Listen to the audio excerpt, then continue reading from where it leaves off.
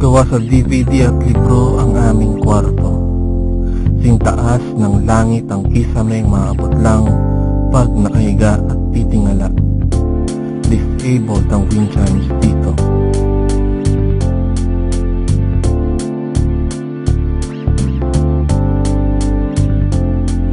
Ang sole function ng nag-iisang bintana ay merely pagdura at pagpapakain sa mga pusang gala.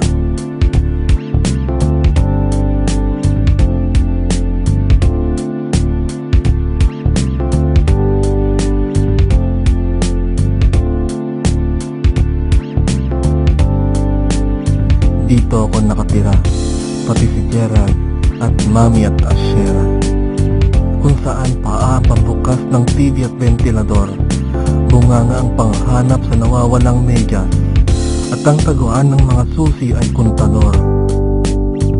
Fluorescent at panalangin ang tanglaw ng bahay at buhay namin. At oo naman mahal, ikaw din ng aking